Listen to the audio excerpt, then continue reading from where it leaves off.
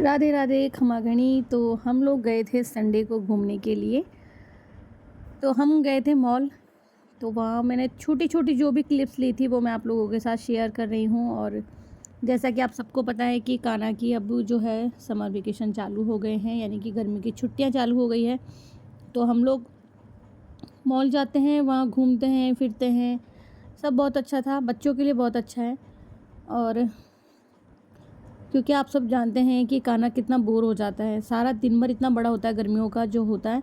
मतलब इसमें वो क्या करे, कितना कि खेले, कितना अब स्कूल से जो भी होमवर्क हो या प्रोजेक्ट उसे मिला है वो भी वो कितना टाइम लेके बैठा रहेगा।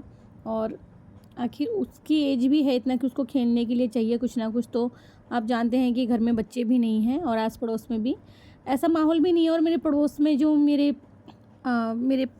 रिश्तेदार रहते हैं वो लोग भी आप जानते हैं उनकी सोच शायद थोड़ी अलग है।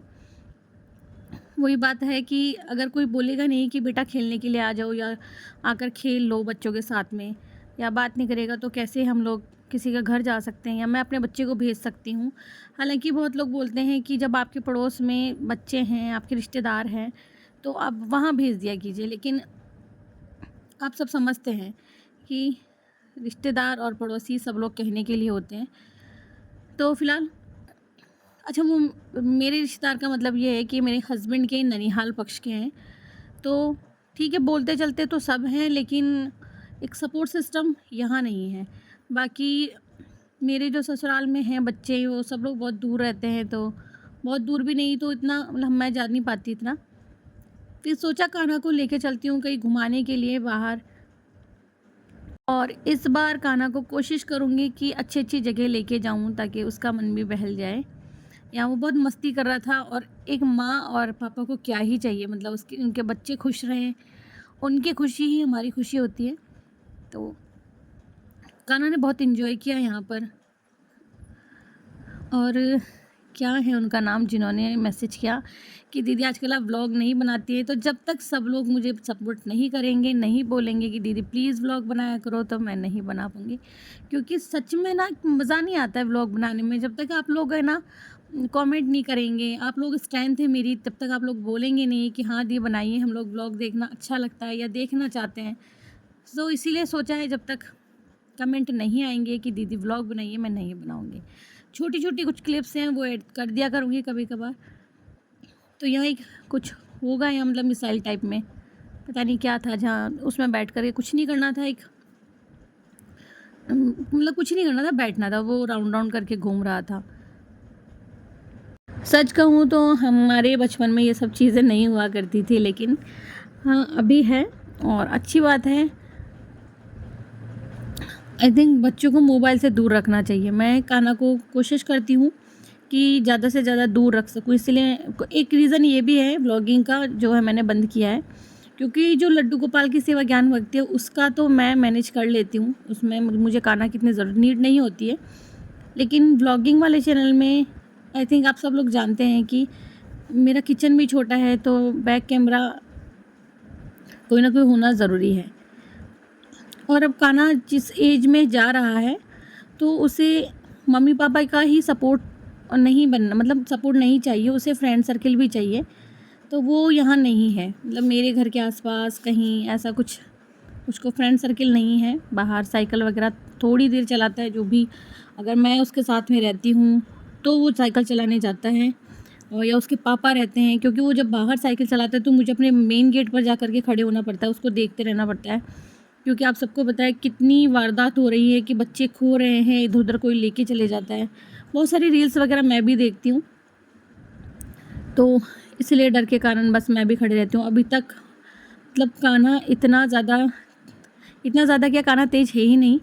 अगर आप मेरे नेबर देखेंगे, मेरे पड़ोस के बच्चे देखेंगे तो बहुत ज़्यादा तेज़ है कान्हा की उम्र के अकॉर्डिंग। उनकी उम्र बहुत छोटी है बट फिर भी वो लोग बहुत तेज़ हैं और कान्हा बहुत भोला रह जाता है।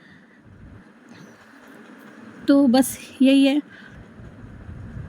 कोशिश करूँगी कि कान्हा को कुछ और अच्छी चीज़ें दिखाऊँ, क्योंकि जयपुर में बहुत अच्छी अच्छी जगह हैं, जैसे कि जयगढ़, नाहरगढ़, ऐसी बहुत सारी जगह हैं। जो लोग कभी जयपुर आएँ तो यहाँ पिकनिक स्पॉट भी बहुत सारे हैं और घूमने फिरने की बहुत सारी जगह हैं। शॉपिंग कुछ नहीं की थी मैंने, कुछ भी नहीं, क्योंकि मकसद एक ही था, कान्हा को घुमाने के लिए लेकर आना था। तो शॉपिंग वगैरह कुछ नहीं की थी। हालांकि डी मार्ट है यहाँ। अच्छा, मैं कहाँ गई हूँ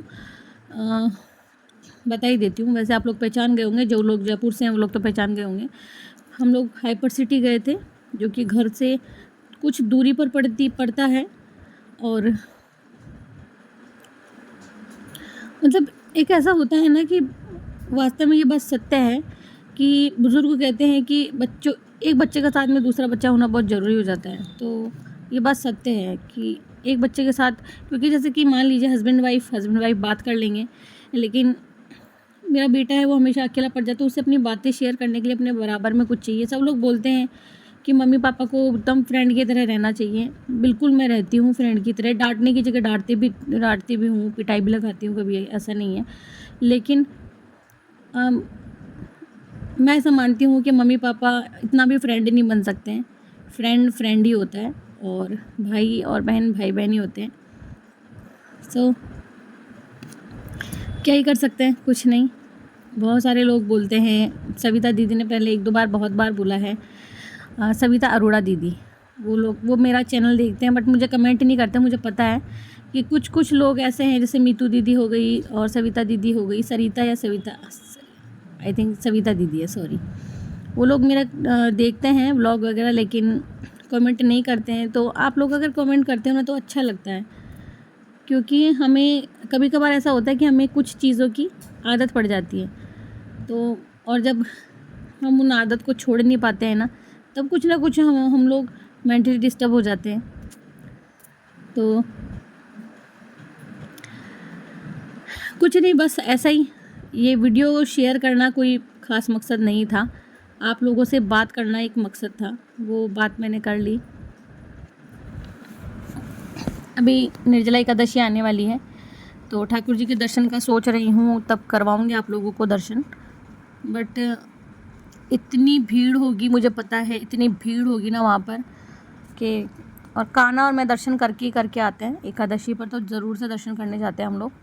तो वहाँ का कोशिश करूँगी ब्लॉग बना सकूँ, वरना भीड़ बहुत होती है। मुझे नहीं लगता कि हम लोग फ़ोन निकाल पाएंगे, फ़ोन निकालने का अवसर भी मिलेगा।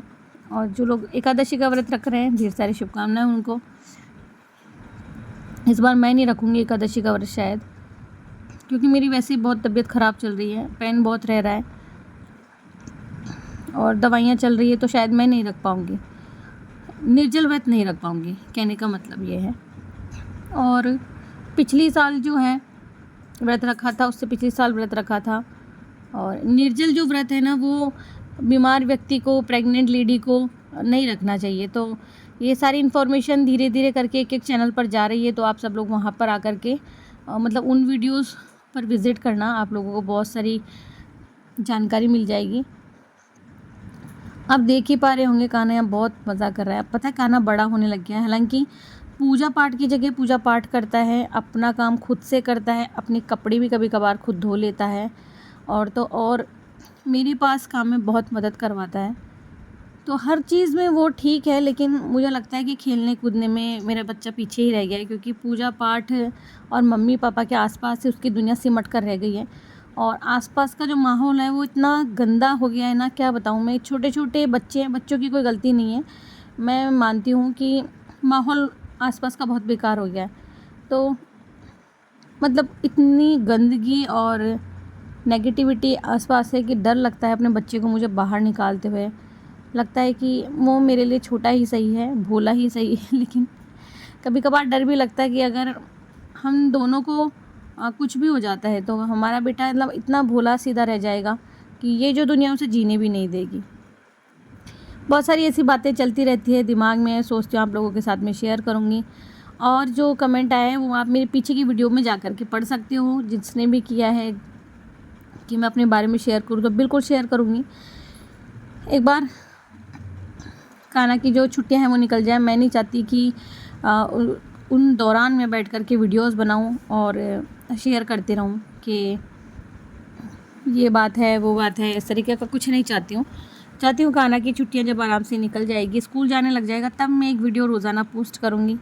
और हालांकि मैंने लड्डू गोपाल की सेवा ज्ञान भक्ति चैनल पर अपने बारे में बताया हुआ है, लेकिन फिर भी कोशिश करूँगी कि बता सकूँ।